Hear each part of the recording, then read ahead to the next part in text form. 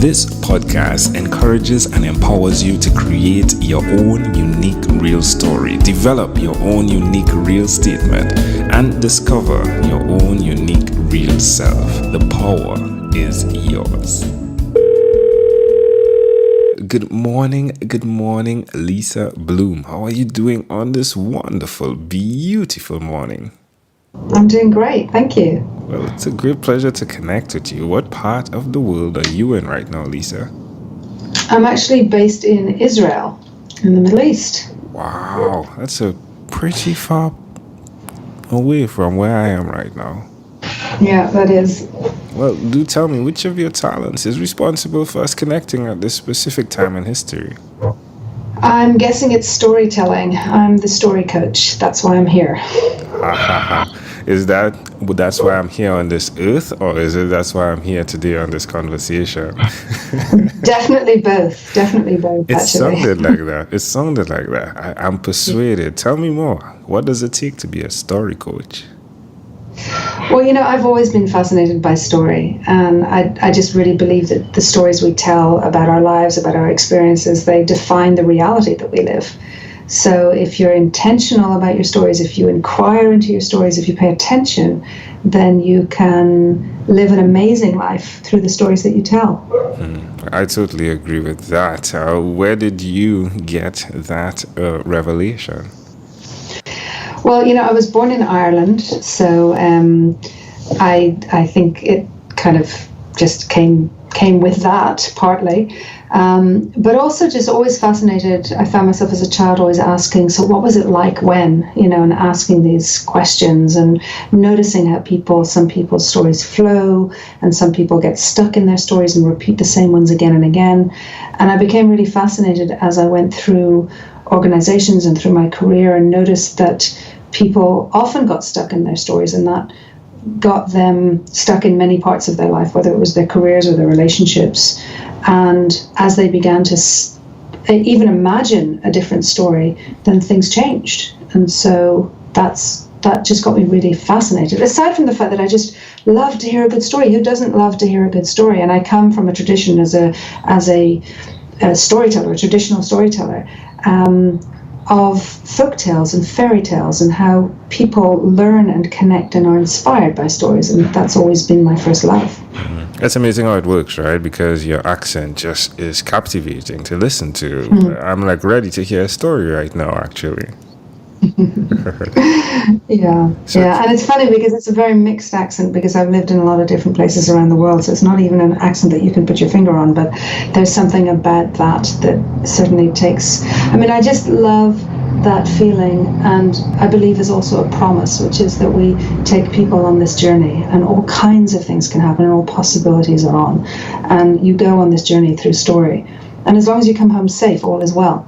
And you always come home safe. That's the promise of the storyteller. And I love that. I've always loved that, just being taken away to all kinds of interesting places through story. So have you written any stories? I have. I've written a book about story coaching, but I wrote a blog for 10 years. Every single Tuesday I would send out a story. And it wasn't the once upon a time necessarily kind of story. It was more about noticing these moments in life and being able to tell the real story. Because I think that there are people who have these fantastic stories of near-death experiences and very extreme dramatic stories, and often they're wonderful. But I think what's really interesting is the story that happens in everyday life, the interactions between people, the connections, the amazing moments. And so that's what really fascinates me, and I've been recording them for years, really, those moments. And not only does it create great stories, but it also helps me appreciate life, every moment. Where's the best place for us to read these stories? So story-coach.com, that's where my blog is and my site, and you can see the work and you can read some of the stories. That's wonderful. Do tell me one other thing that you've done consistently over the last 3 years, please.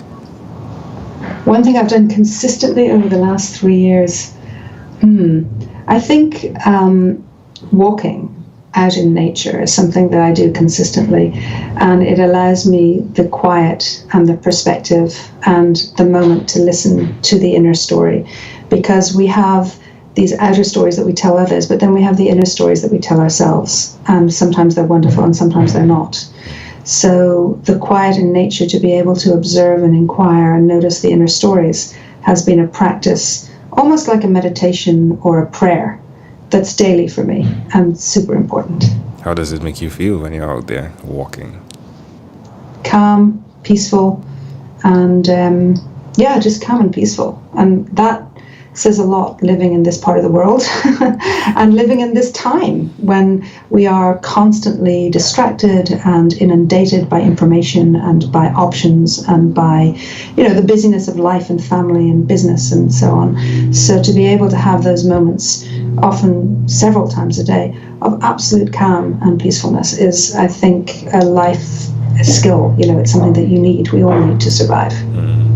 Love it. Amazing audience. Again, you're hearing it live from Lisa Bloom. You can check her out at story-coach.com. Lisa, let's switch gears for a moment now. Let me invite you into my time machine that is surrounded with beautiful, warm, blue Caribbean water.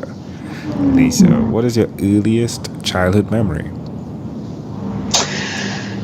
Oh my goodness, I wasn't expecting that question. My earliest childhood memory is actually a memory of almost, it's not calm and beautiful in quiet waters, it's a memory of almost electrocuting myself.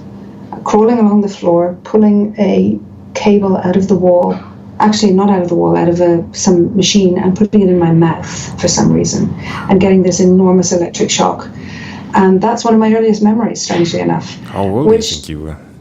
I was like 2.5, 3 years old. I was extremely lucky. I was touched with 2 pins in the plug so that one entered, allowed the electricity in and the other allowed it out. Perhaps it was the moment that woke me up. I don't know. But that's my earliest memory. How do you see that memory connecting to who you are today?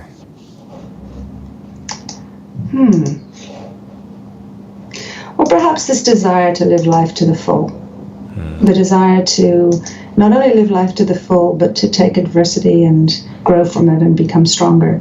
And I think that we always have choice, and we have an ability to, it's not easy for many people, but the ability to see what's good in the world.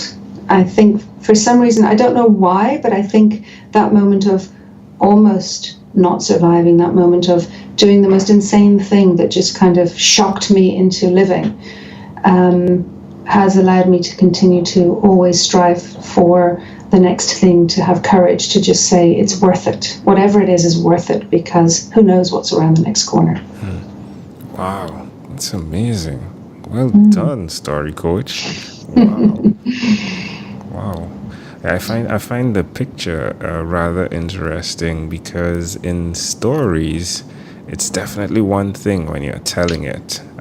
When you're telling a story from a life experience, the way you just did, there's something a bit captivating, a bit more captivating. The truth, isn't it? There's an important part to play in telling a story, and the truth element, isn't there? Yes, I believe so. I mean, the story is always the truth, at least in the eyes and in the heart of the storyteller. But I think what's really interesting is that that's completely subjective. And so if you take 2 people who have had this same experience, they never remember it the same way.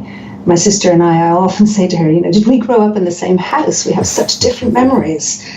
And yet the story that we tell really creates what we remember. And it's completely subjective. But when you connect with somebody through story, when somebody hears a story and it resonates for them, it allows them to see something in themselves that perhaps they haven't noticed or perhaps has been hidden. And that's the power of story. It's not about the storyteller. It's always about the listener's ability to understand or perceive or be inspired to something that's in themselves. That's why I love it so much. It's about helping. It's kind of about reaching out and connecting with other people. Definitely. Can I offer an interpretation to the thought picture you created in my mind with the memory? Sure. I just love that you just unfolded it right there. Like, that's what happens, though. Reaching out to touch someone can create that type of electrical charge. It can. It can be damaging sometimes, but it can also build you sometimes, give you even more energy. I'm totally energized from the conversations I have, and this is only audio to audio. Far less for if we were sitting somewhere speaking to each other face to face. Well, that's even more powerful. But I'm pretty amazed by that picture. Yes, connecting creates energy. And sometimes it's good, sometimes it's not so good. I love that. I love that. And it feels so true. My friend, if we fast forward to when you were 12, what was your favorite song? I know that I told you this and I've forgotten what it was. I was 12 at the beginning of the 80s. And so all of the 80s music, I liked the Police and Sting, and I liked all of the kind of pop music at the time. And like most 12-year-olds, I mean, I was also a student of music, so I played classical piano for many years at that stage. And so, I don't remember exactly which song I had pinpointed. I remember Blondie at that time was big. I'm not sure. I don't think you have it filled out here on my side. You probably listened to an episode and probably thought about it. I don't think... Yeah. I can't remember a specific song, but I do remember being immersed in music and always feeling the connection between the songs and what was happening in that moment. Right. So. All right, my friend. Well, we've arrived at our destination, but before we get off of this time machine, there's a small declaration form, so it's yes or no.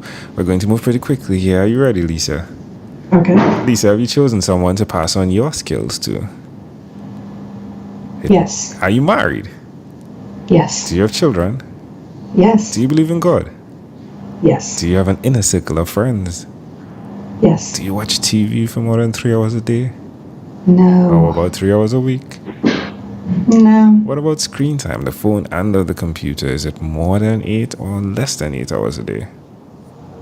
More. Lisa, if you had to share with us your own unique, real statement, a statement that represents who you are, Lisa Bloom, what would you say that is? A believer in the power of story. Love it. Love it. Love it. You know why I love it too, right? I just love the power line part of it. Yeah. As a child, just putting that power line in your mouth and now being the person who tells the story with that mouth. Lisa, this is such a great pleasure. Before you leave, is there anything else you'd like to share with our amazing audience? Yeah, just one little thing that I love to share, and that is if you are experiencing challenge or conflict in your life, I want to invite you to discover, to explore what story lies behind that conflict and that challenge. Because I want to also tell you that whatever that story is, it's not true. Lisa Bloom, thank you for being on What is Inspired by 12-Minute Convos with Angel Jones. This segment has been brought to you by Amazel Enterprise.